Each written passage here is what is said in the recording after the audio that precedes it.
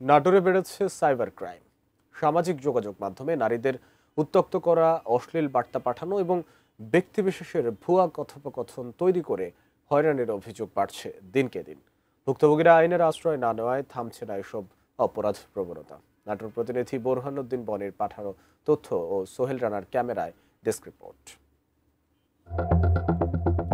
এক গণমাধ্যম কর্মীর নামে তৈরি ভুয়া মেসেঞ্জার কথোপকথনের চিত্র এটি। তাতে দেখা যায় ফেসবুক মেসেঞ্জারে এক ঠিকাদারের কাছে কাজের মান খারাপ বলে অর্থ দাবি করা হচ্ছে। এ ঘটনায় মামলা হলে কুরিয়ার সার্ভিসের একটি শাখার সিসিটিভি ক্যামেরা ফুটেজের সূত্র ধরে পুলিশ জানতে পারে এই অপকর্মের হোতা বাগাতিপাড়া মহিলা ডিগ্রি কলেজের ল্যাব সহকারী আব্দুল্লাহ আল অনিক। এইসব অপরাধীদেরকে আইনের আওতায় নিয়ে আসা প্রয়োজন এবং এইসব অপরাধীরা দৃষ্টান্তমূলক শাস্তি পেলে তবে এই ধরনের অপরাধ প্রবণতা বন্ধ। অ্যান্টিব্যাকটেরিয়াল অ্যাডিটিভ যুক্ত সেরা ওয়াটার ট্যাঙ্ক বিশুদ্ধ পানিতে ব্যাকটেরিয়া জন্মাতে দেয় না।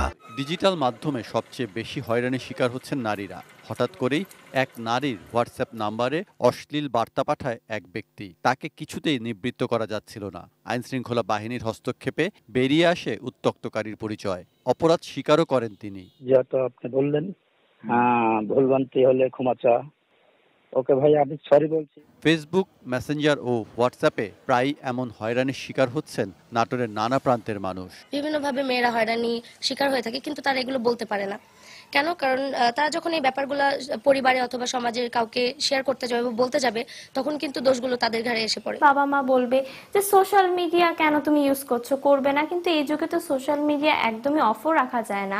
প্রশাসনের কর্তারা বলছেন ভুক্তভোগীরা আইনের আশ্রয় নেন না, ফলে অপরাধীরা অধরাই থেকে যায়। প্রতারণার শিকার হচ্ছে যারা, তাদের বাদীগুলো আমরা পাই না। আমরা নিজেরাই সুমোটা মামলা করি প্রতারকদের ধরতে, যার ফলে খুব দ্রুত তাদের জামিন হয়ে যায়। হয়রানির শিকার হলে যাতে অবশ্যই সরব হয়, কারণ সরব না হলে আমরা এই অপরাধটা প্রতিরোধ করতে পারবো না। Saikat Dasgupta, desk report, ATN news.